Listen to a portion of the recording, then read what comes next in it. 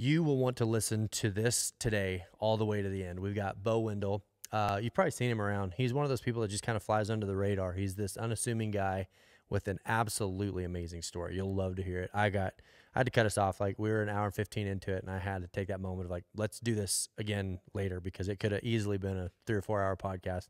Fascinating guy, great guy, huge help around here. It'll be interesting to see how many people already know him, because he's who teaches everybody in the community how to shoot. Just an awesome guy. Bo, we are live. Anything you say at this point, it's out there. Okay. We've already warned everybody that this is not, we're not guaranteeing like a G rating. We're just going to have a conversation with whoever comes through. So just getting that out there. You can talk about anything you want. You were just telling me that you went to the same driving school as JD, the guy that was in here Thursday. Yeah. And that the reason that the government can't run that is what? The government regulations for conduct of range of driving and shooting on the ranges are so restrictive that you can't do that wild stuff. So, I mean, we were doing the pit maneuvers, driving backwards at high speed, chasing. We were rubbing and racing the whole time. And where's that at? The first one was first time I went to that school was in Virginia, over northern Virginia, northwest. The second time was on the Virginia-North Carolina border. They'd moved down there because they bought a range complex. So then you learned how to drive and shoot at the same time. So by where we're at in Arizona, they've got a range. It's a driving range, and no one knows what it is. They say that it's like a Toyota test ground or test facility, which sounds fine, but they've constantly got security trucks with little antennas on the top and constantly just circling this place. It could be because of industrial espionage. Oh, that's why they clad all the new cars and everything else. Yeah. Well, like we asked the one lady, we said, because finally I was just curious. You see security nonstop, and I said, "What do you guys do?" And she goes, "Can't tell you." I go, "Can you tell us who you work for?" Aliens. Nope. So anyway, I think I discovered Area 51. There you go. What do you think about everything that's going on? We'll get to your qualifications here in a minute, but we're in the middle of kind of new territory for everybody, regardless of your walk of life. What's your take on where we're at right now? Well, personally, I live on a small ranch, so nothing's changed for me. Right. My dogs and I go out and work on the fence, and right now we're getting everything ready for the irrigations. which is a big, everybody we've had in here so far has got a military background. It wasn't intentional. It's just like almost like, I guess Cody wasn't, but everybody we bring in, it's somehow connected to the military, and you're no different. When you retired, you were what? Lieutenant Colonel. Now, I apologize for not knowing the answer to this. Everybody I say Lieutenant Colonel to, they're like, no kidding. Like that's a big deal, right? So how many people at your peak, how many people were under you? It depends on what unit you were in charge of. Could be as many as 1,000. Could be as few as my last unit. I had 2 Marine captains. I had 4 Royal Marines enlisted. I had a Royal Navy Master Chief Petty Officer and a couple of U.S. Navy guys. So when you say and a whole bunch of Arabs. So when you say that you were out just checking fences with your dogs, that's a pretty dramatic shift. Like when you changed life trajectory, it changed pretty dramatically. Yes, extremely dramatic. We went fishing last year, and I'm just. It was a good day of fishing. It was. No, it was awesome. But I remember asking you. I can't remember what it was about. I asked you something about like the pace of life. I was in the middle of something. I remember what it was, and I kind of got embarrassed because your answer was like, I just don't care anymore. I remember in my mind being like, how nice would it be to get to a place where you've been through. I mean, I can't imagine the chaos you've seen in your life, to get to a place where now it's just like I'm not going to repeat the word that you said, but it was something along the lines of like, I don't care button. Yes. So rhymes with duck. Yeah. So you've fully retired. Yes, fully retired. And what's interesting to me about that is that every time we see you out here, you're doing something that would not be considered like a high level position. It's almost like you've just chosen that when you're here around the church, you pick the one thing nobody really wants to do, and you've done it. Like you help put in the waters and the big tires, like the trenches and stuff like that. Digging ditches. I'm good at digging. Well, that's amazing to me, because having been somewhere in your life before where people listen to you, that you get to a place now where you don't mind doing, you got our chairs here measured to where somebody has to do it. Yeah. And I remember when we first came here, I was talking with Scott Johnson, and I said, you know, I don't know anything about cows. I don't know nothing about rodeo. And he says, well, you'll figure something out to do here. There's always something to do. It's a big boy church. Yeah. So just see something that needs to be done and do it. I think that's you don't have to ask. Yeah, and I think that's what's interesting about life in general is people who take that approach, no matter where you're at, that if you look for what someone doesn't want to do and then you do it, you're making yourself valuable. Sebastian Younger one time was talking about that we draw our identity more from what we contribute than what we consume. And like if you think of like a tribe living in a jungle somewhere, that the person who learns how to hunt is the most important person in that village because he's contributing food to the group. And so like if they fall under attack, that person actually then becomes the safest because he's who contributes the most. And that's how we're wired to understand our own value.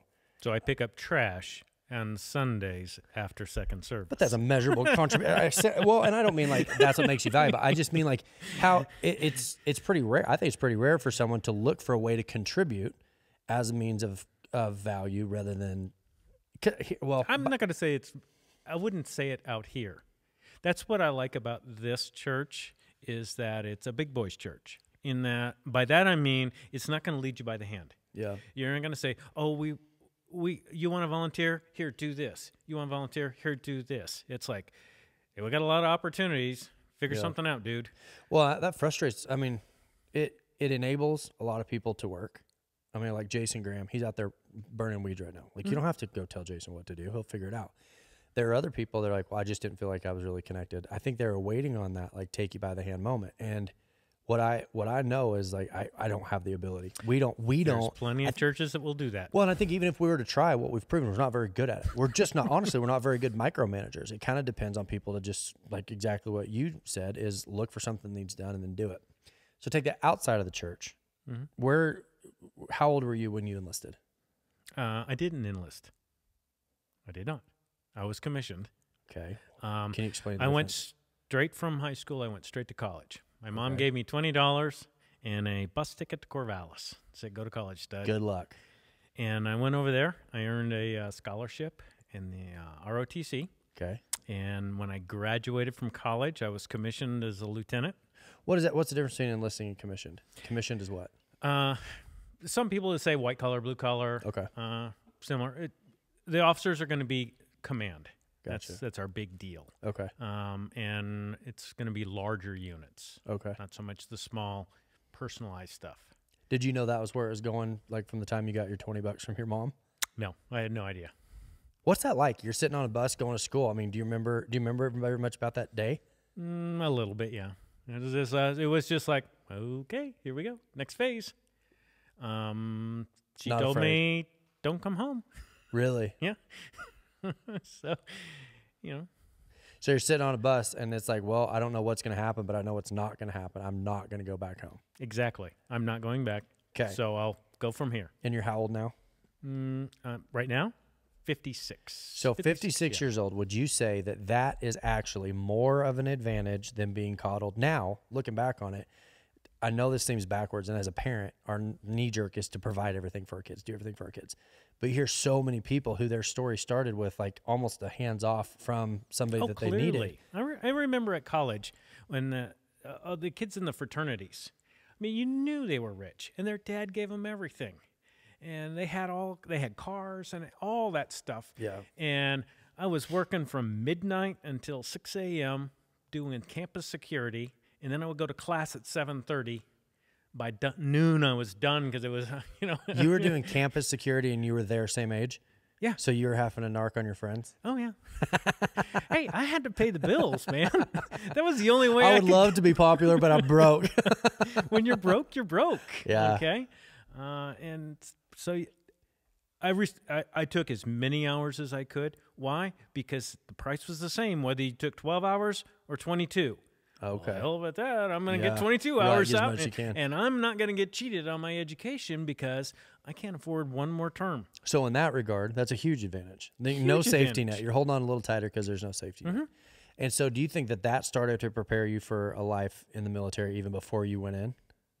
Here's what probably because you hear a lot of people that are like they joined because they were in trouble. Or they joined because they were trying to get out of an old lifestyle. You were pretty much already scrapping before you went in. Yeah.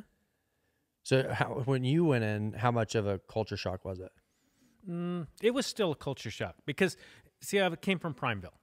And, I mean, when you look at that's a fishbowl, a very small fishbowl, It's a physical fishbowl. You drive down into it like it is a bowl for real. Exactly. And then all of a sudden now I'm thrown out. There's guys from Alabama and New York City. And it was a complete culture shock because I was not used to all those different things. And it wasn't like today where you have the internet where you can actually see people from all over the world. Right. A lot of kids have them as friends on Facebook. Never met them, but right. But people from just completely different walks of life. It's not. I mean, at that time, the only way I had any idea what was going on in Alabama was open up the Encyclopedia Britannica.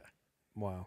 So it was literally like somebody from overseas. It was like somebody from Mars. Did you lean into that? I mean, did you instantly like it, or did it take you a little period of? It took a while. Well, and one of the things I've noticed is like when somebody hasn't seen the world, they don't separate very well what I've been taught versus what is true. It all gets lumped into what is true. And so when someone teaches you something that's opposite of what you've learned, you instantly kind of have a resistance to it because that's not what you were taught. It takes people a period of time to go, wait a minute, there is universal truth, but then there are some things that this is just how my culture did it or my family did it or my state did it, but that doesn't mean it's the way. And I know I struggle with that. You know, I've heard the term unearned confidence.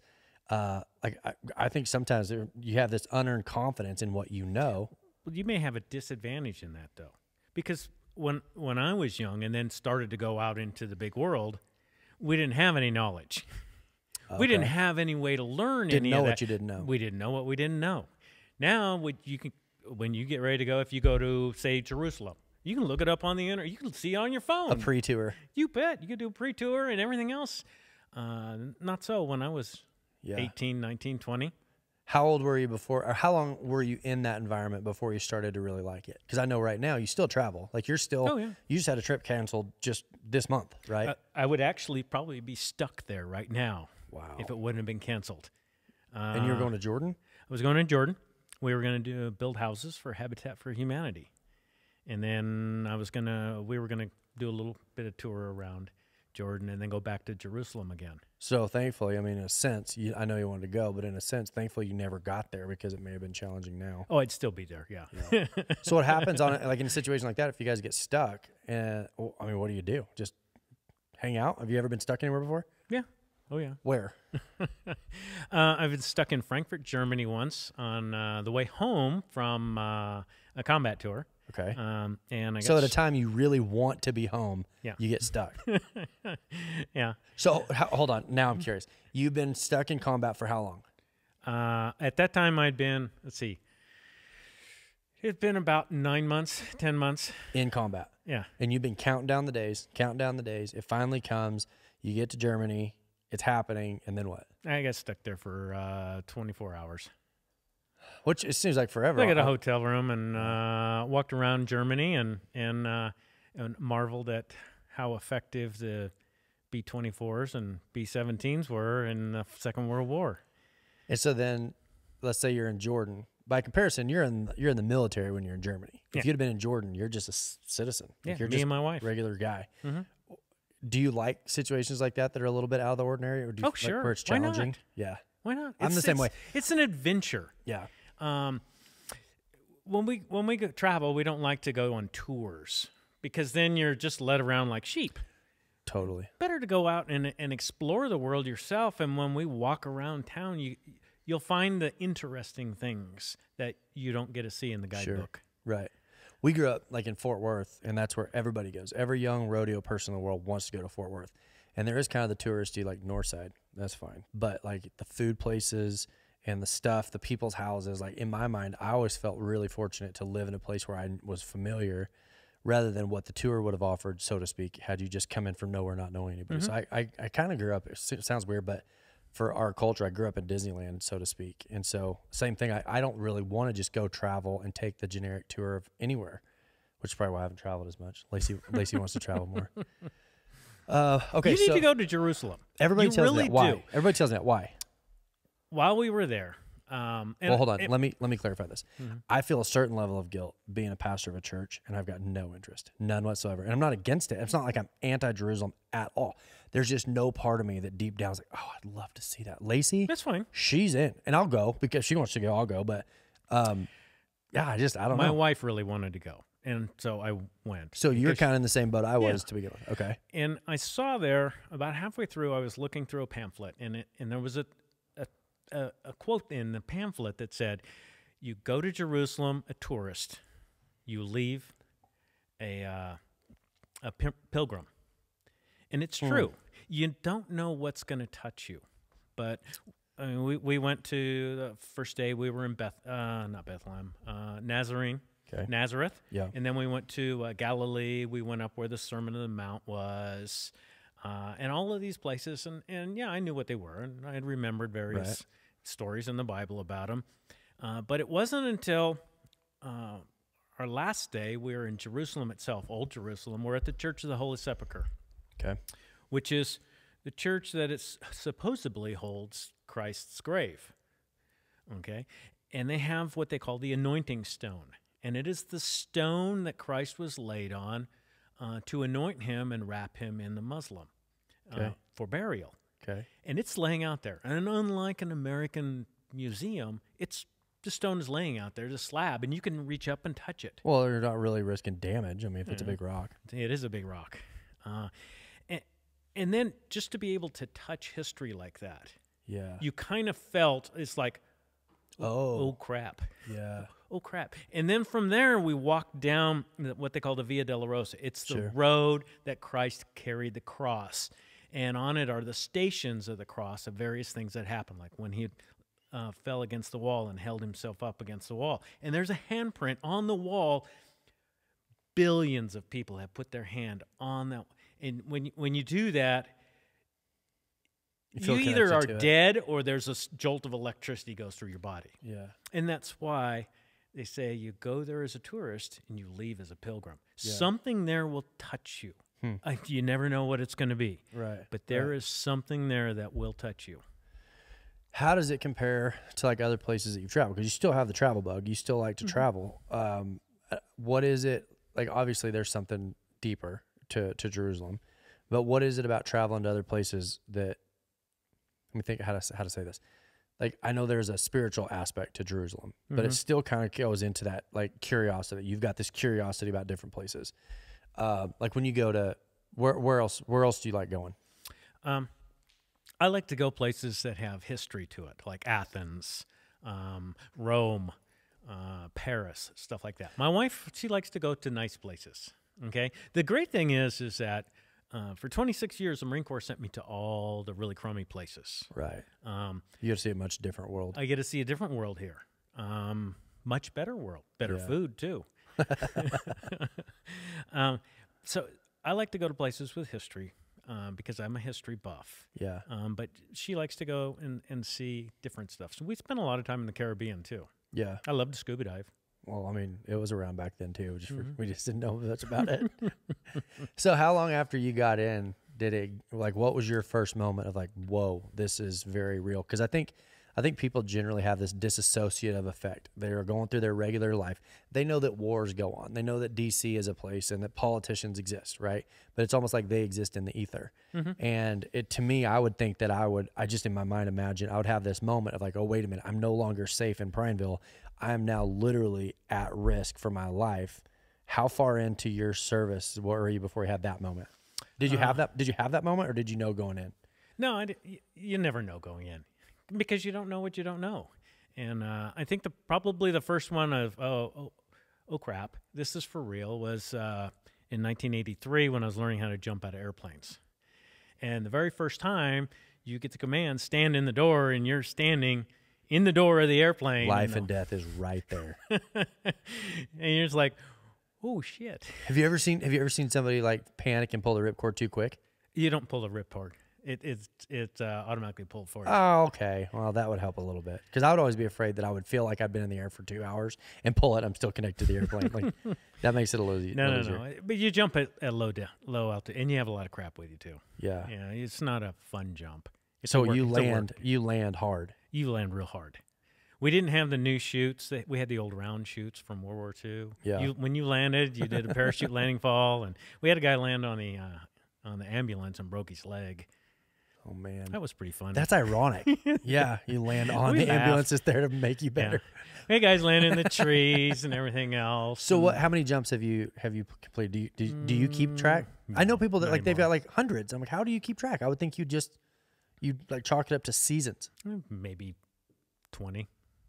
Uh-oh. You hear it? Yeah, but they're waving you off.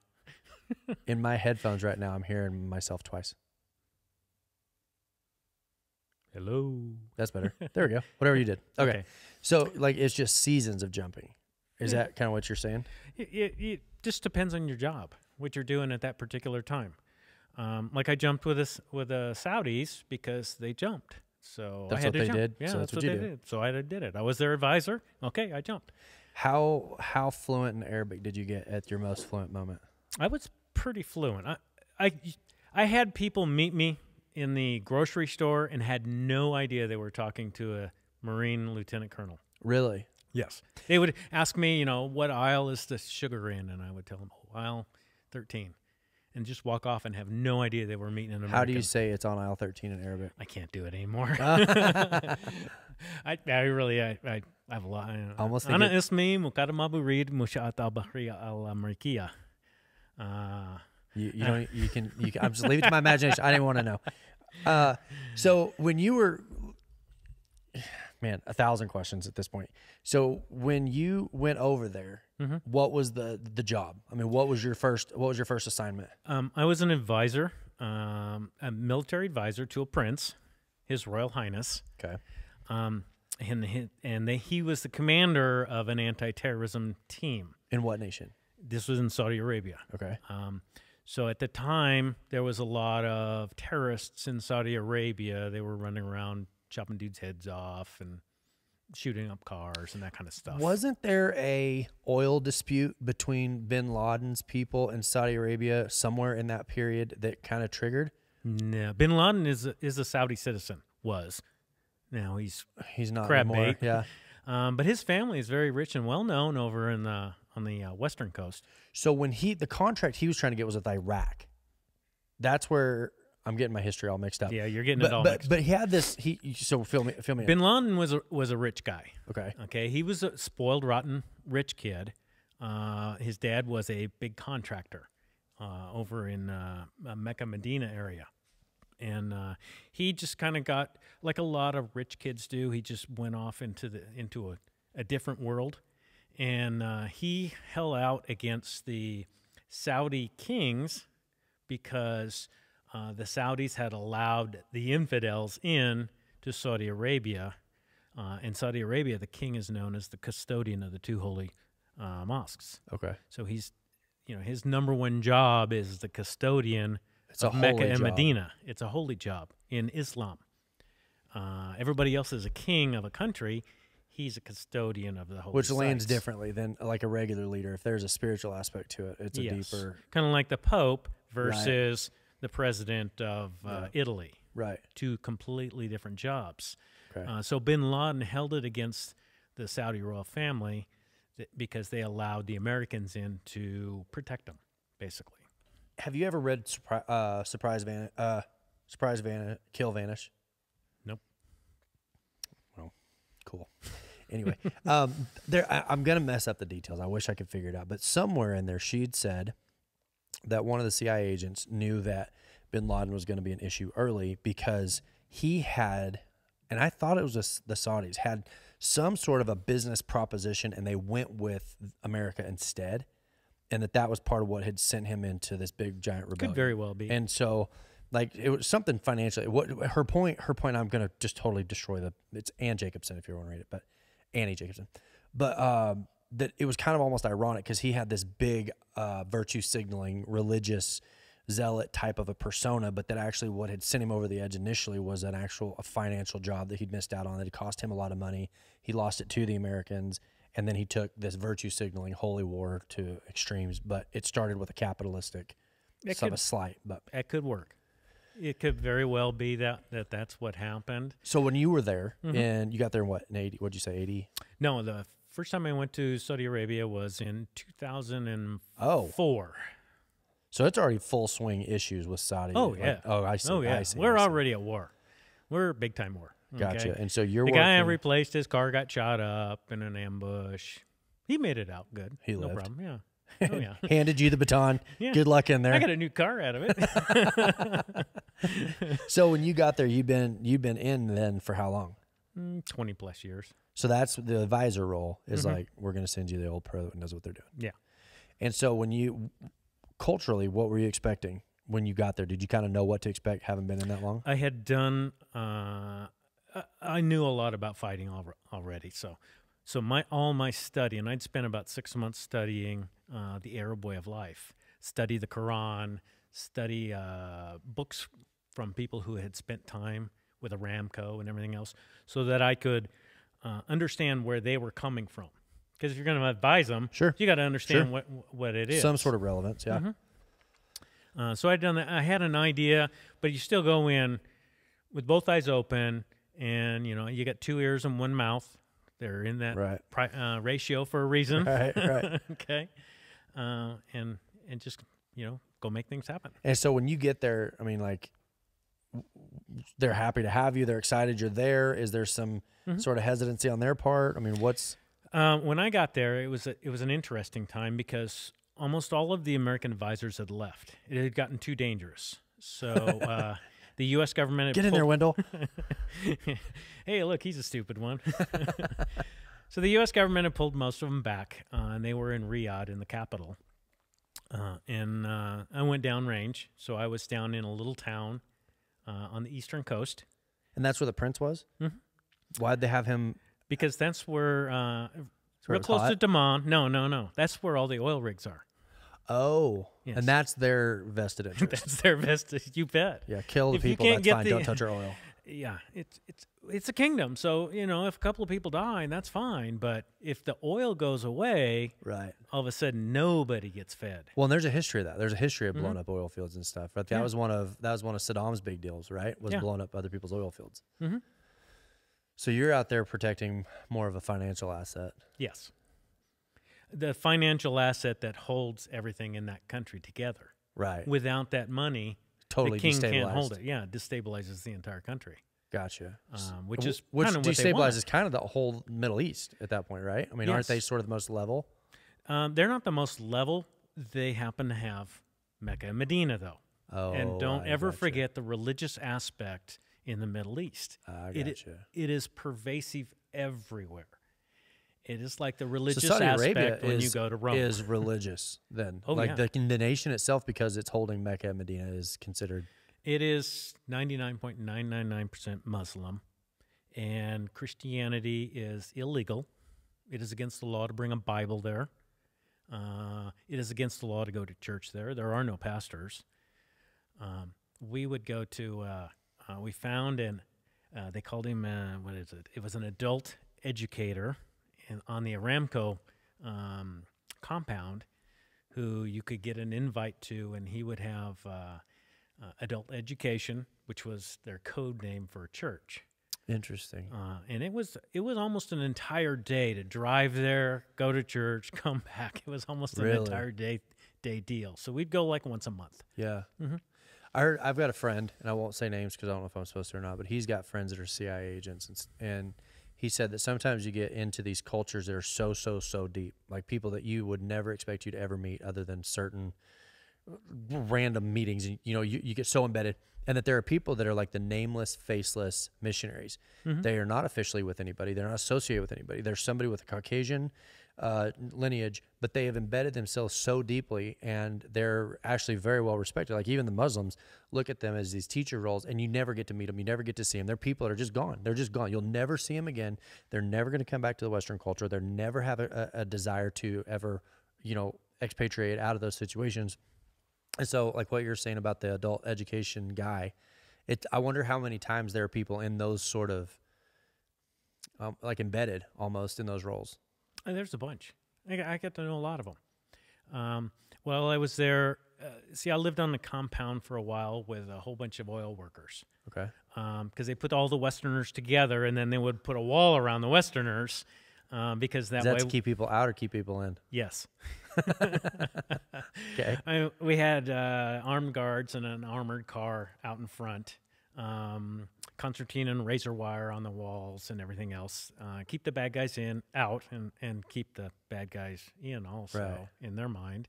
So we didn't, despoil Saudi culture. Sure. So I get to know a lot of these guys, and in the summer they all send their wives home, their families home to wherever they got, and it got so bad they didn't come back. Yeah. So it's just like this huge bachelor pad with no war, drink. in a war zone. They don't drink it all over there, right? Oh, it's illegal. Really? Oh, yeah, yeah. So what do they do? And which is crazy as a pastor. From like, they can't drink. What do they do? That's not what I mean. I just mean, like, what kind of things are they into? By they, you mean the Westerners or the Saudis? The Saudis. They're addicted to porn on their phones. That's their ridiculous. thing. Isn't that illegal too? Yes. But there's things you chance, and they do, they do drink. I could go to the embassy and I could get alcohol on a limited basis. I could make a drive up there, and I would carry it because I had a diplomatic passport. I could carry it as a diplomatic courier, and nobody could check my boxes. Right. It's illegal too. Right. And I had some friends in the Saudi military who really like to drink. And so I would make sure you were their favorite Westerner. I was their favorite Westerner. They owed me big. But there goes back to that contribution. Like, because you're contributing now, you're the most valued member of the whole team. And that's a safety deal too. I mean, there was one time I got Saudi moonshiner. Look at you. I got probably the scariest thing that ever happened in my life, other than diving with sharks. But we will get back to that. One time I got pulled over at a checkpoint, and I had at that time I had a beard and a mustache. Was very dark skinned because I'd spent a lot of time out in the sun. Was dressed in Saudi attire, a thobe and a gutra and everything else. I mean, I looked like an Arab. You couldn't tell, and I spoke fairly fluent Arabic, and they pulled me over, and they didn't believe I was a Westerner. I was trying to get in the Western compound, and they didn't know who I was, and I had a camera. And so they ripped me out of the car. And who's grabbed you at this point? The Saudis? The Saudi cops, yeah. And they didn't believe you were a Westerner? No, they didn't. Okay. They thought I was a bad guy, a terrorist. Not a good place to be thought of as a bad guy. So they ended up throwing me up on the hood, handcuffed me, AK-47 to the side of my head, held right there. That thing is pretty big looking when it's staring you in the eye. Kind of a real moment.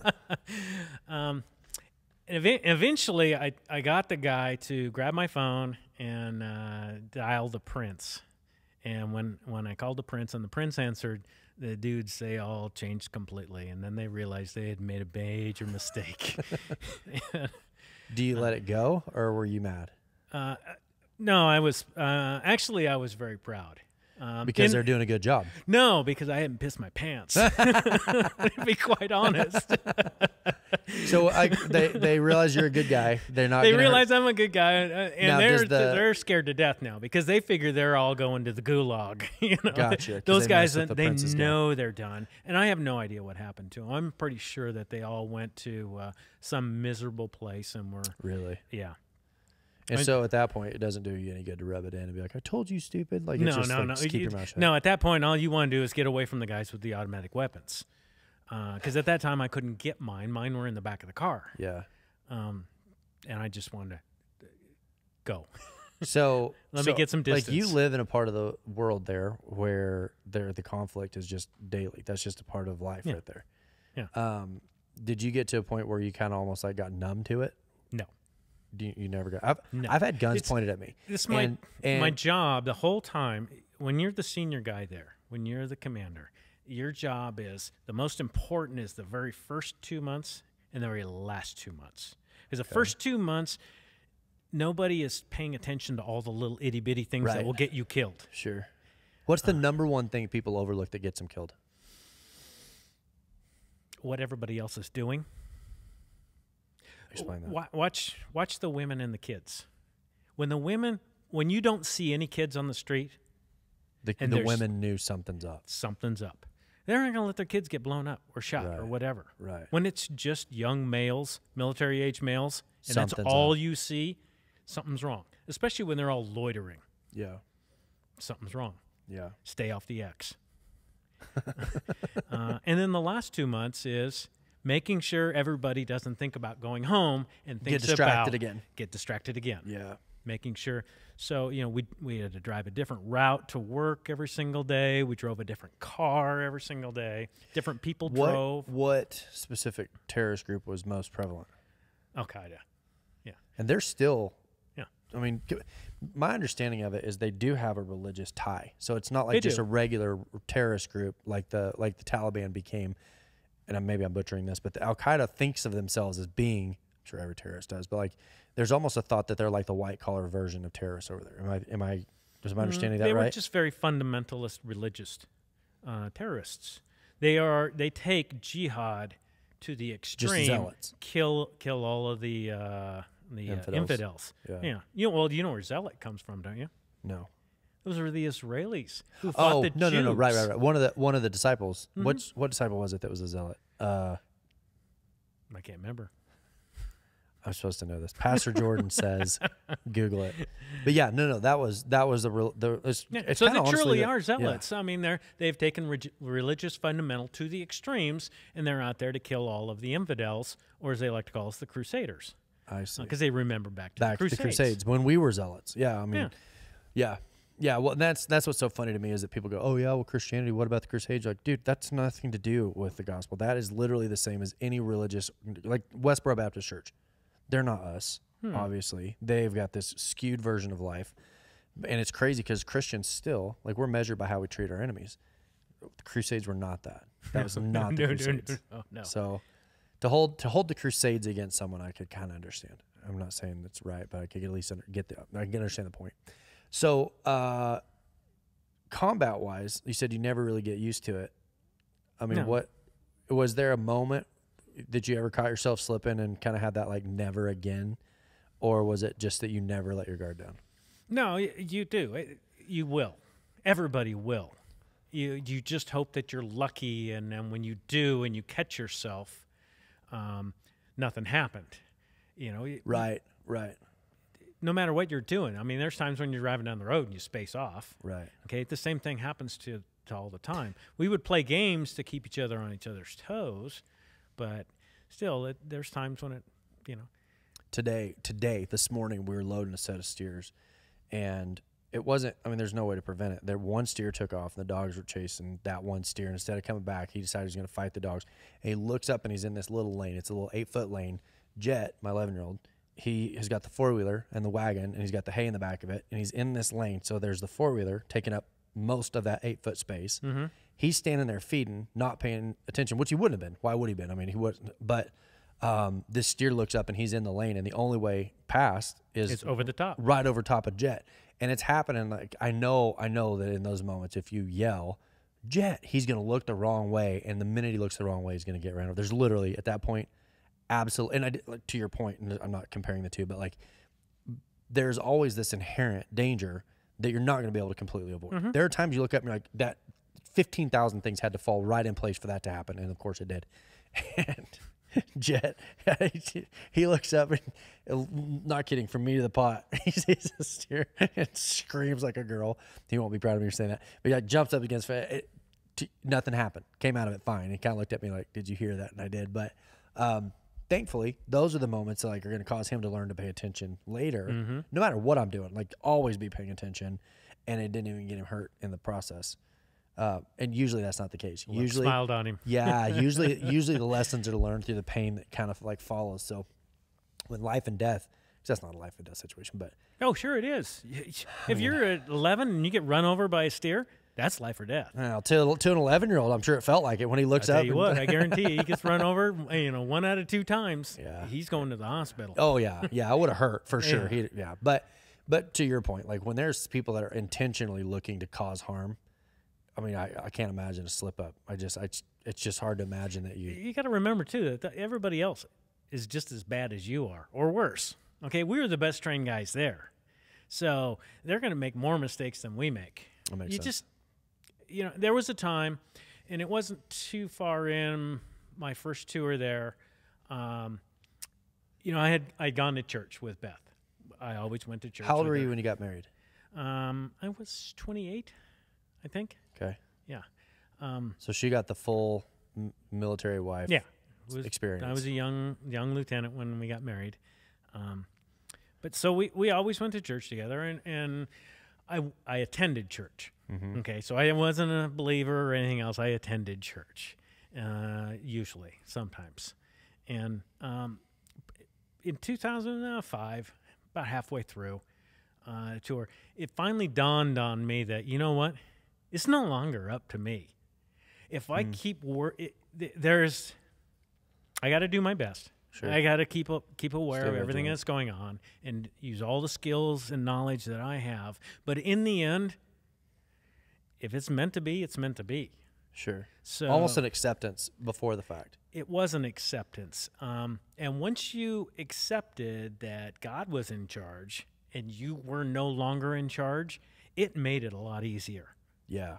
Because no longer did all that pressure. You're not worried about every single variable. It was no longer all on my shoulders. There was somebody that was helping. That's not even a military thing. I think anybody who realizes that, they quit worrying about the variables that they can't control, and it gives you a much more narrow, here's what I can and I only can't had to do. deal with what I could control, and after that, I was, and with it being over in the Middle East, the cradle of religion, and it's in the middle of a religious conflict, and let's be honest, that's what it is. Right.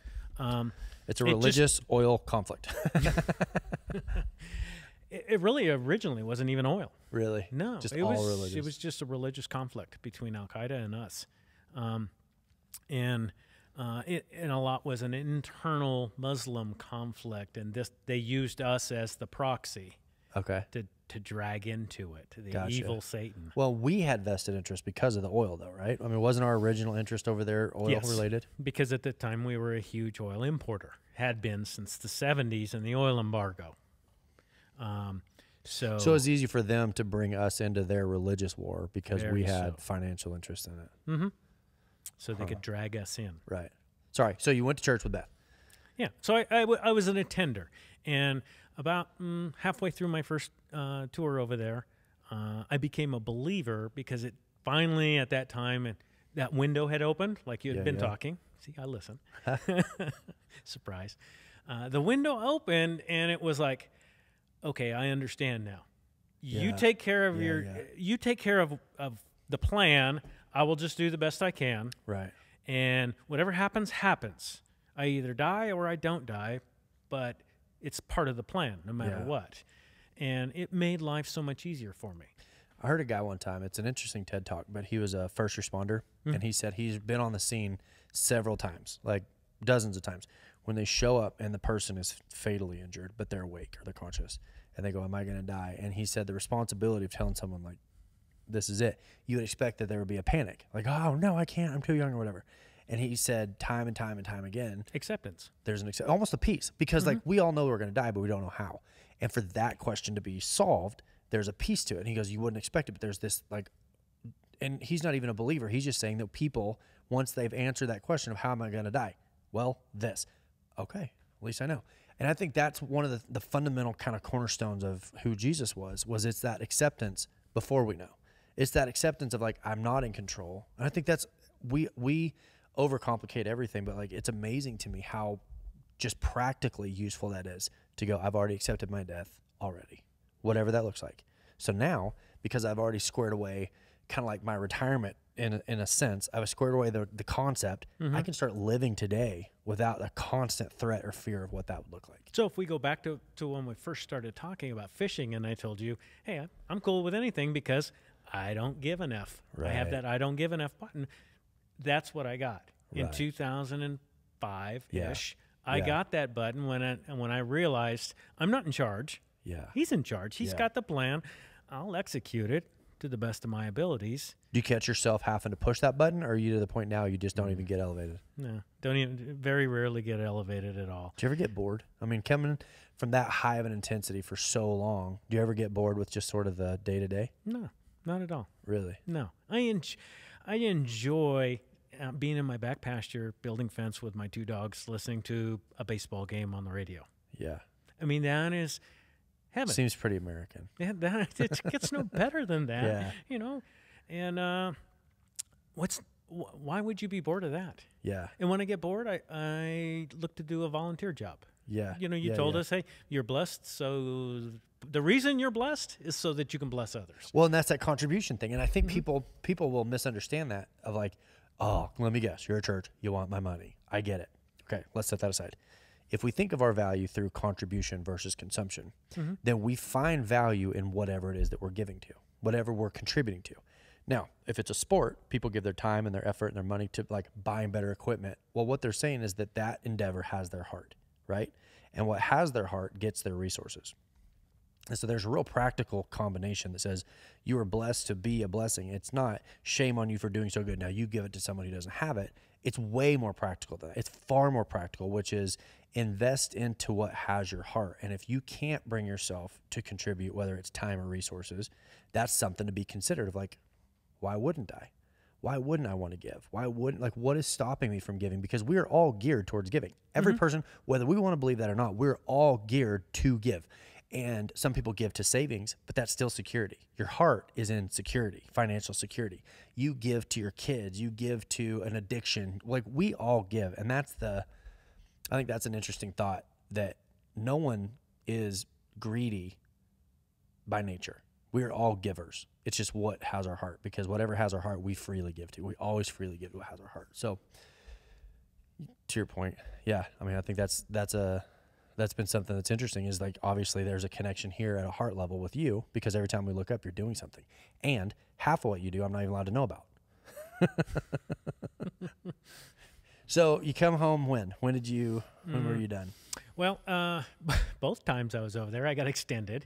So my last time I was supposed to come home for right around June, and then I ended up coming home in late August, I think it was, in 2010. And right after that, retired. 2010. Mm-hmm. And did you know at that point, like, that's it, I'm done, I'm going to just Actually, pivot? no. I went to work for a government contractor, and that was a really ridiculously easy job. And that's the one that pays so good too, right? Oh, yeah. They paid really well. And I was there for about 9 months, and then they canceled my weapon system. Wait, what? I was working on an armored vehicle, Uh-huh. and I was one of the contractors Can you tell where? Yeah, I was in Utah at the time. They were designing an armored vehicle. That's where the computer guys were. Okay. And a bunch of engineers who were doing all the computer programming of it. Okay. The engineers didn't like to get yelled at, so they hired me because I was a Marine. You take getting yelled at. Yeah, I'll yell, and then the Marines would talk to me, and then I would go translate it to the engineers. Turn the volume down, redistribute the information. So I'd explain it to the engineers. This is what we need. This is why we need it. And so they would write the computer code, of which I knew nothing about. Yeah. And about 9 months in, Secretary Rumsfeld canceled that weapon, said we don't want it. And so I was out of job. What was it going to be? It was going to be an amphibious vehicle, high-speed one. They would go like how fast on land? Probably about 60 on land and about 30 or so on the ocean. It was a hydroplane. Okay. On the ocean. And it just never happened, or it took place later, or where is It it? was way too expensive. And so Did they ever finish one? They went with a different contractor. I see. And they recently finished it, I believe. So they're out there somewhere. It's just similar. what? Okay. So now I want to shift a little bit, because you saw stuff. Everybody that I know that has a military background has seen things that's maybe not public information. There's always like silent things going on behind the boards. Yeah. It's what the whole CIA is designed to do. Mm-hmm. So when we have things like the coronavirus right now, obviously there's opportunity that follows that. Now, I'm not getting into the truth or the lies about the coronavirus. That's not what I'm saying. But in its wake, silently in the dark, behind this big wave of coronavirus, it's not like the world is not going to opportunistically jump in on that. Oh, you bet. There already are. So in my mind, I know that it's taking place, but obviously, how do you know what's truth, what's politics, what's what? In your mind, what do you think is taking place that we're not seeing? In my mind, just from open sources that I've seen, and I have had no contact with any of my old buddies in a decade. No. Why not? Like right now, wouldn't you just out of curiosity call him back? What's going on? No. You're hitting the button. I left again. it. I left. Back to the button. Yeah. Don't care. I left. Okay. So my guess of reading this right now is I know for a fact that there's a guy in the CIA headquarters, and probably a half a dozen of them, that have a big picture of all the Iranians in the leadership position, and they're Xing them off as they die from coronavirus, trying to figure out who's who in the zoo now, because so many of the Iranians have died. The leaders. The leadership has died, so now you got to figure out who's going to be in charge. Did China lose any leaders in this? Probably not. Because like now they're saying like Boris Johnson from the UK is in critical condition. Like you're seeing that leaders are getting it. Merkel had it. Well, like Canada, Trudeau's wife had it.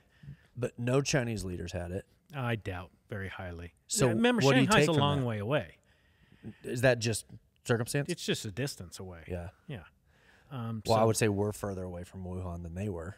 Really, 6 1, half a dozen the other. Just no, not really, because flights flights are in and out. Yeah. It's shorter from Seattle to Wuhan than it is from Wuhan to a lot of places in China. Why? Because that route is traveled a lot more. Interesting. That makes sense. You got to look at the world differently now. Looked at it as not as distance, but as nodes. Interesting. Where does travel go from where to where? No, I don't think I've ever heard anybody make that connection. Make total sense that it's not about geographical distance; it's about travel points. It's about travel points. Just think about when you want to fly to Fort Worth. Yeah. You want to fly to Fort Worth. You don't fly from Redmond to Fort Worth, do you? Right. You got to go somewhere else. You got to go somewhere else. Yeah. You're either going to, depending on who you fly with. If you fly with Delta, you're going through Salt Lake City first. Yeah, Americans, Phoenix, and yada yada.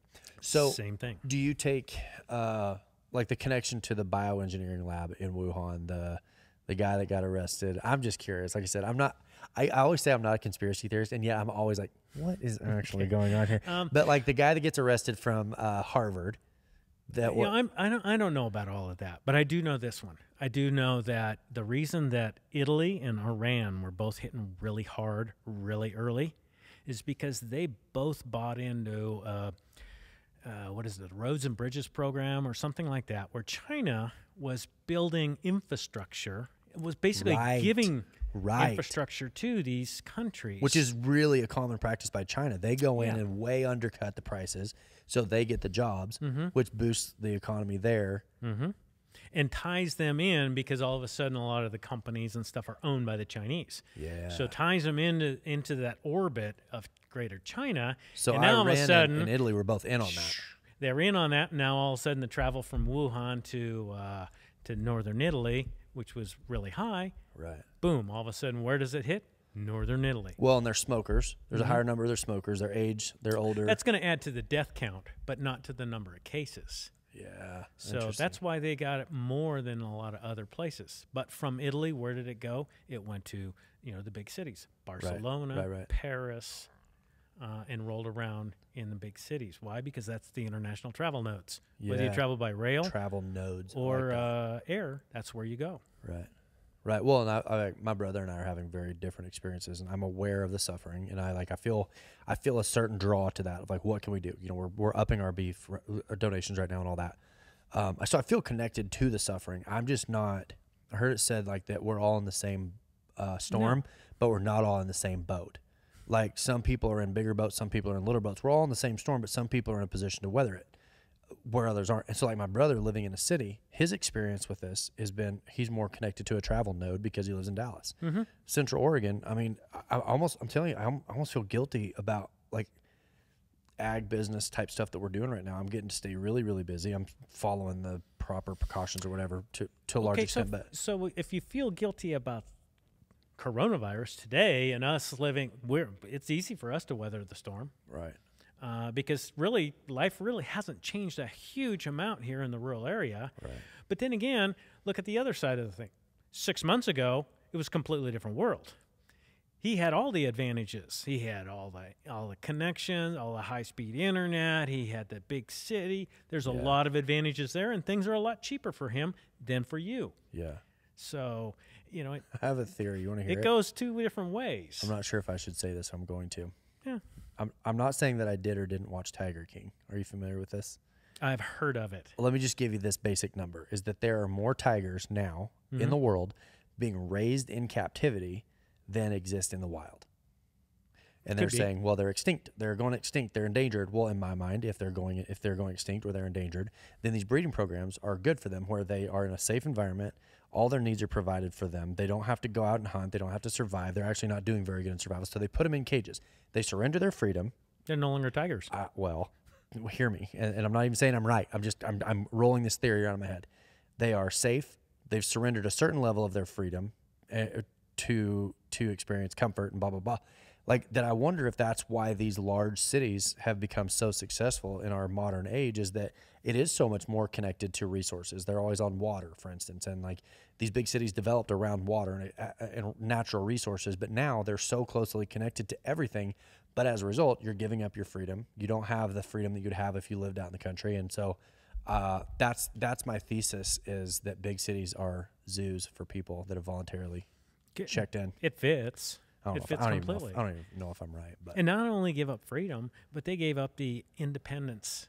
I mean, if something breaks in your house, you fix it. Right. You don't call a guy, because you don't need a guy. You can fix it. Right. Between you and YouTube, right? You know, you're going to be able to figure out how to fix it. There's a self-reliance. Self-reliance that is almost expected. Very much so expected out here. Yeah. Yeah, and so it's interesting, and I'm certainly not saying better or worse by any means, but it is interesting to me just that the philosophy is different. Like the philosophy of living in a city versus the philosophy of living in a rural setting, and it's like two different life experiences. Like, you know, I think of somebody that's living in like a mud hut in Afghanistan, and someone who's living in a high rise in New York City, same species in the same year, but they're living on two totally different planets. They see the world totally different. This one sees it from a global perspective. This one sees it from a local perspective, and you want to? I went to a barbecue in Jazan. It's a little itty bitty town in Saudi Arabia. Okay. Multi-generational barbecue, all men only, obviously. And so I was a guest of the prince, and we went to this guy's. So when you walk in with the prince, is there like music playing? They're carrying him in or anything like that? No. Okay. No. But everybody knows instantly who he is. Okay. Yeah. So we're in there, and I'm sitting down, and I'm talking with this older gentleman. He was grandpa, great-grandpa, something like that. He's in his 70s or 80s. He was a driver when they found the first oil well in Dammam. No way. And he just drove a truck. And at that time, he lived in a tent. His family herded camels, and they traveled up and down the coast as Bedouins. He just happened to have a skill of driving a truck. He had learned to do it. So, but the whole nation at that point was super poor. So, there was no streets. There was no nothing. Wow. So this guy, in his lifetime, he had gone from hunter-gatherer, Bedouin, true traveler, okay, no different than the wise men 2,000 years old. Right. No, literally, yeah. And now he's living in a high-rise in Dammam, a major metropolitan city. And he got to watch it all built. He went from hunter-gatherer all the way through the Bronze Age, the Middle Ages, the Industrial Age. Wow. All the way to today. He got to see the whole thing in his lifetime. In one lifetime. That had to be a trip. Oh, man. Well, like if you think about like 100 years ago, trying to explain someone like what this phone, like I can text you a picture from anywhere in the world. Now, if somebody were to ask me, like how? Where do you even start? How would you even start? Not even 100 years ago. I remember as a kid watching Star Trek, and Captain Kirk would open up his thing and he would talk into it. He couldn't even see. He had to be on a ship to be able to see the alien on there, you know, when he talked to the alien commander. I remember the bag phone like that you plugged into your cigarette lighter in the trucks, you know, and I swear like I felt like we were on the moon. It was like we had discovered the future, and now my kids don't even know what life without apps on your phone would be. I mean, that's but so anyway, back to the original point. Like that's to me is what's so interesting about what we're seeing in the coronavirus phase is that it is absolutely attacking the cities, and it's almost like it's to this point it's almost missing rural altogether. I laughed. They put out a. If you think about it, part of it has to be with the closeness too. Well, okay, You know, so they put out a report that Eastern Oregon was not complying with the quarantine, and they were so upset. We're not complying with the quarantine. They're like, dude, have you been to Eastern Oregon? There are people driving up and down the roads checking cows. Yeah, they are traveling a lot. They may not see as many people in their entire day as you could look out your window and see. Like, so they're already quarantined. In a sense, what's crazy to me is like we're already to a degree quarantined. Church obviously is a little different, maybe grocery store and some stuff like that. But like, if I wanted to, I could work all day. Let me ask you the question: does it freak you out more about coronavirus or the fact that Big Brother knows how much you're driving around in your truck and not complying? You know, call me a skeptic. I kind of assume that has been the case all along. Like, I don't assume we have any freedom. You know, the whole Edward Snowden concept, just, I assume that's the case. And so anytime I hear somebody who's like offended that their rights have been violated, I'm all like, I wonder if I just have accepted too much. Maybe I've just accepted that somebody's always watching, someone's always listening. And like, especially with what I do for work, I'm careful that I don't ever want to say or do anything that gives people the wrong idea about what I actually believe. So I'm always kind of measured anyway. But I think I'm just sort of used to the idea that somebody's probably watching. And I'm not even fundamentally agreeing with it. I don't think that the government is the source of solutions. I just don't. I think they flub up everything. I think they are the most incompetent group of people that keep themselves busy in Washington, by and large, keep themselves busy in Washington so people can live their lives. That's just kind of my opinion of it. I wish they would just keep themselves busy. Well, and that's so what's crazy is when they do overstep, I am frustrated by it. But I think in my mind, I'm kind of like assuming that's been going on anyway. Yeah, but I don't think you need to accept it. No, and I agree. I think I have to be careful that I don't accept it or just kind of get used to the idea. When you look at it, it has been surprising how easily that government at all levels has said, hey, okay, we're just going to shut everything down. Yeah, that to me is wild. Really?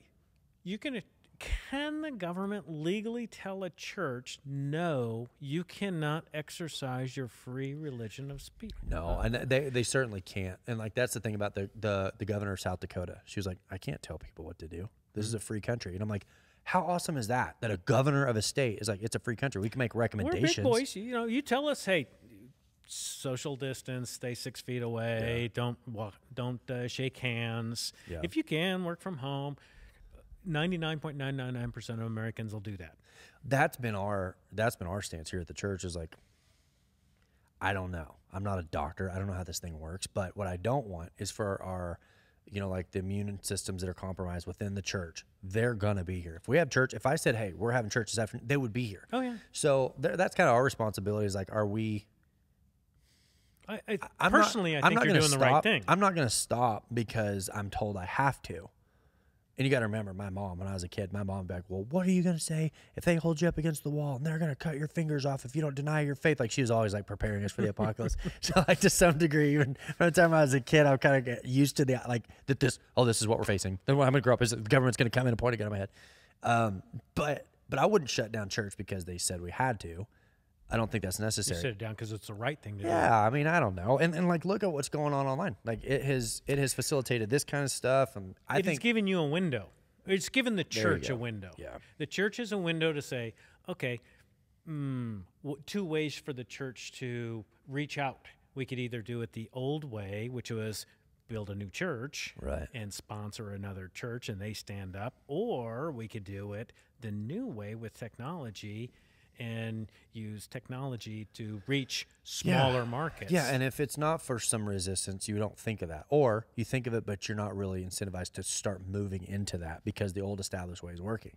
So until there's some sort of a disruption, it's hard to really push into new ideas. But like, for instance, our governor, she knows what her limits are. I think she knows what her limits are. She's not going to say you can't. Like, religious liberties in this nation are so highly held by other states. What you don't want to do is do something so defiant and so stupid that you're bringing in other states to Oregon that's like, hold on, you've overstepped. And I honestly, to her defense, I think she kind of knows that. I think she knows, like, she's got a certain amount of wiggle room, you know, that is acceptable, and I think she gets all she can out of that. But I don't see this as religious suppression yet. I haven't seen it as that. No. They arrested the guy in Florida for having church, and I mean, I don't even like that guy. But I mean, it's a scary concept. But what I loved is there was such an outrage that basically all the charges got dropped because the governor of Florida is like, this isn't. We gonna really happen. can't do that. No. I love that because everybody's like, oh, they're arresting pastors, panic, hair on fire. You're like, wait. But what was the result? The result was the law, our Constitution, still worked. In that moment, yes, he got arrested. Yes, he had to bail out. But ultimately, even a guy, like I've said it before, it's like a tent pole, right? That when that tent pole's up, it creates space under it.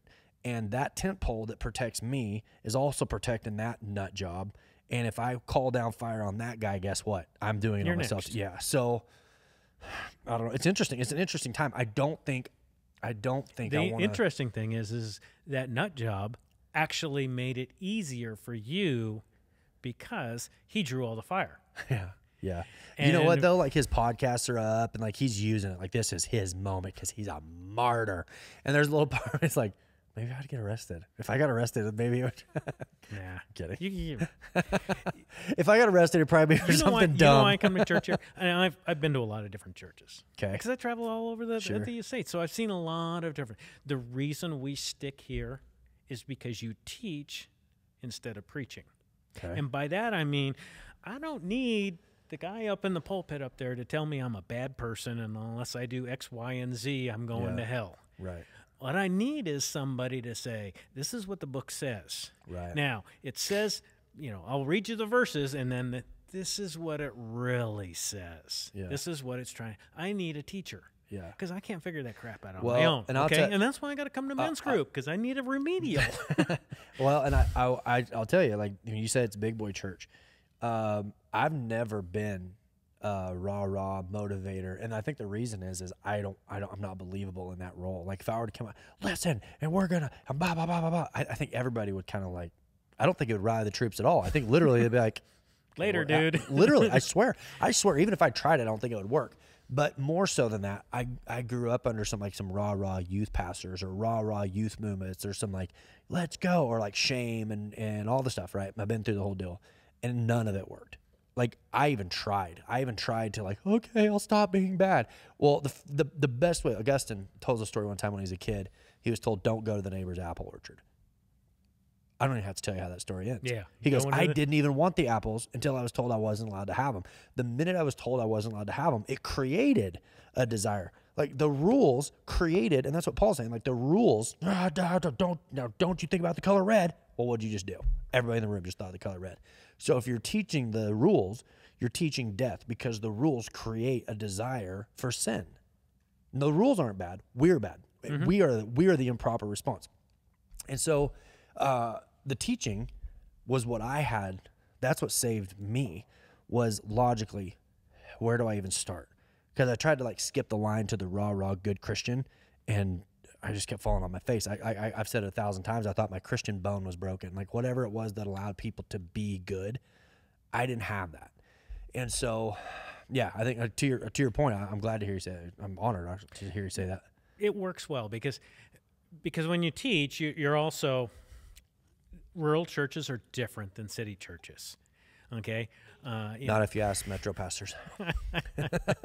Metro pastor wouldn't sit here and explain it. You want to know why Jesus always talks in parables and riddles and everything else? Is because you can't understand him. It's like when I get on my four-wheeler and try to teach math to my border collie. Right. Every time I fire up my four-wheeler, I remember that. Every time, because my border collie's running around in circles barking and is all excited. And I go, he has no idea how calculus works. And I have no idea what heaven's like because it's just too much. Right. Well, and that's the person of Jesus. The person of Jesus. Mm-hmm. The reason we needed the person of Jesus is because God, as a concept, is incomprehensible. We couldn't even begin. So Jesus, in human form, is this dialed-down, understandable version of a God that we can follow. And even then... and still speaking over our heads. Yeah. Still speaking over our heads. And then when I try to read it, it's like, no way. So I have you going even further than Jesus, breaking it down Barney style for me. Well, that's interesting. I'm not trying to take that. Breaking it down more than... I think... Yeah. It's so that we can understand. But that's to your point, that's the reason that rah or preacher just is such a difficult thing for me is that I don't have an emotional response to the word. Occasionally I will have an emotional response to the understanding, but it's not the emotional response to Jesus to me that draws me in. It's the intellectual understanding of what is being communicated. And I would have bet everything, that it wasn't going to be enough to build a church. I would have sworn in the beginning that an intellectual understanding of the word wouldn't be enough. The people would get bored and they would leave and they wouldn't have a desire for that. And what I'm finding is it is the opposite. We have a whole church full of people who are like, hey, we did the rah-rah and the fog machines, and we've seen it. We get it. Been there, It's done great. that. It feels good. We like it. And if I want that, I'll go somewhere else. Yeah. But there's only one that's right now that's teaching. Yeah. You know, and we went to a bunch when we first moved here, and we found one that teaches. And that's why we hang. Well, and I think that there are soapbox moment. There are Bible teachers. They're out there. There's great Bible. There's people that I follow that are really good Bible teachers. But what I see happening right now is that we don't need more churches. We do not right now need more churches. We need more locations under healthy churches. I think as a general rule, our society has kind of like gotten over preachers. Like, we get it. Okay, got it. Like, do good. Great. But the Bible teachers are kind of emerging, in my mind. They are emerging, and there's this hungry culture that's the gray area. It's not the dyed-in-the-wool religious. It's not the runaway, I'm not interested. But the middle ground, it's like, I don't really know what I believe, and I don't want to get sucked into some weird cult sect of emotional response. I just want to know what is true. And as a result, these Bible teachers are kind of emerging with this following that doesn't look like the traditional church. It maybe looks more like Bo Wendel. That's kind of like, hey, I'm a smart guy. Tell me what I'm not understanding here. Like, you said one time that you'd been here for years, and I had taught you two things. It's up to like 12 or 13 now. But I remember saying that. But like, they're I all didn't take that as an constant insult. themes. Well, and I didn't take that as an insult. I love that there was. It's not the mass amount of information. It's the few little things that cause pivots. Mm-hmm. Those pivotal moments, like in my life, I can think back to them in my life. It's only been a few. It's only a handful of things that have really caused pivot moments in my life. It really is. There's just a few things in there. And then you're right, because then all of a sudden all of the fog starts to clear out. Right. Yep. Like when you talked about, the big sin is thinking you're in charge, not he's in charge. Right. And that all of a sudden it's like that fog clears out and you're like, I can see clearly now. I understand it. Yeah. What's going on just from that one thing. Here was mine. And I, again, go back to the tent pole analogy. Once a tent pole is up, it's just one tent pole, but it creates a lot of space around it. And it only takes a few of those before you start to feel like you get a concept of like how good God was and how in need I was. That was my big one. That every time I try to self-justify, well, I'm not that bad.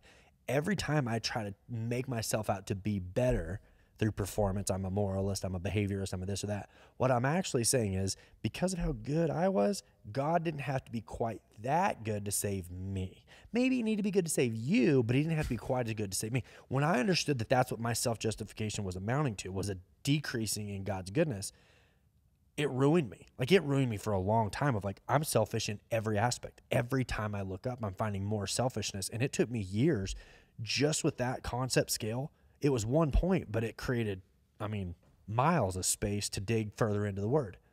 Pharisees, look at the Pharisees. That's what they were. They were constantly, well, I'm not quite that bad. Anyway. Well, I have a tendency to overtalk stuff. I just think that we've been an hour. We're an hour, 15 minutes. What else? What else? I like, this is where I get into trouble. Jacob edits these, and if I'm not careful, we get rolling. I could go like 2 hours, and I don't want to keep everybody all day. But okay. What's the most, how much are you allowed to talk about? How much are you comfortable talking about? Is there anything that you're like, I don't want to say? No, I'm fine with talking just about anything. If I don't want to say it, or if I can't legally say it, then I won't. What can't you legally say? There's some things. I had a top secret clearance. You did? Yeah. Oh, yeah. Is the world way scarier than people realize? No. Dang it. What's the craziest non-civilian weapon you ever saw? Non-civilian. We'll end it with that. Well, there's very few civilian weapons. The craziest execution I ever saw is we were at a they had taken down some terrorists. Okay. And they had holed them up in a warehouse in town, on the outskirts of town. And so they had all of our guys, all the Arab guys on our team had surrounded this place, and they had the bad guys who were in the inside, and had some armored cars there and stuff. And the prince and I were standing there, and bring up an anti-tank So missile. he's boots on the ground. Like Oh, this yeah. Prince, he's in. He's like a blue collar, dirt under his fingernails guy. He is. He is. Okay, And a good guy. A good guy. but not removed from it. No. But he's an Arab. He's not a good fighter. I mean, he's good for them, but Right, that's right. that's why the Israelis look so good, because the competition is pretty pretty bad. Okay. So we roll up with this anti-tank weapon, TOW missile, and this missile's like 6-8 feet long. It's a good-sized missile, designed to kill tanks. And he goes, well, what happens if we shoot that in the building? I was like, Well, it starts with a boom. Well, actually, From there- it shouldn't. The way it's designed, it shouldn't. I don't know what was in the building when we shot it through the window, but that thing went up. The whole building just boom. It would look like a Hollywood. Did it take your eyebrows and like with it, or like No, were you no, far no, enough no. away? I had lost eyebrows earlier, but no. But I was. Just blew the whole building up. Oh yeah, it was a huge fireball, and you know. Do you think they had like car alarms were stored? going off, and all the Marines. Did were you have whooping that it up. moment where you're like, oh, run, that wasn't us, or you're with the Prince, I guess. What are they gonna do? I was with the Prince. So, do you think that they were storing something that they shouldn't have had in that warehouse, and that's why they were there? Or No. Just I think they broke missile? into a warehouse, and I just think there was some caustic stuff in there that the blew dude, up. the dude that owned the warehouse, like, what did I do? You know, I just had the wrong stuff Sorry, stored in there. Prince did it. See ya. So that's what makes it easier for you to go fix fences and play with your dogs and listen sure. to baseball. Yeah. I was like, it's not gonna get much more exciting than that. Nah, yeah, I've had all the excitement I need, so you know I can just chill out for a while. Awesome. And do the small stuff. I like to go fishing. We spent I get a day to spend with you fishing, and we're on a boat. You can't get away, so I get to ask every question, and I had no questions to ask. I just wanted to fish. Don't you think that's a sign of a good day, though? It was a great day. To me, same deal. Like I didn't feel obligated, nothing like that. But I was prepared. Like, hey, whatever you're gonna talk about, like I like talking anyway, and it was awesome. I felt like I came back. It was one of those rare days because I don't relax very well. It was one of those rare days where like nothing really got solved. Caught some fish. The top. What's it called? The salmon fly hatch, right? Yeah, salmon fly hitch. And it only lasts on the shoots for what, 30 days, something like that. Yeah, about if. Yeah, if you ever get a chance. Here So, pretty soon I'm headed back. awesome. Yeah, got my tent sitting on my. What time of the year is it? It'll be in May. Interesting. It may be a little early this year because of the weather. Are It's they been gonna really let you good weather. fish? Who's going to stop me? Really, honestly.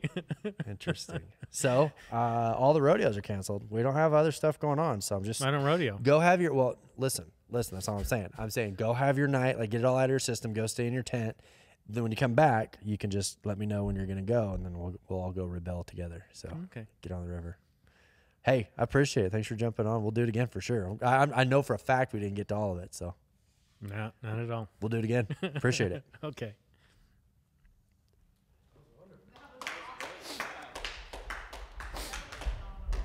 Does it suck that there are people in the world like Bo who are just good at everything? No matter what you do, just good at everything.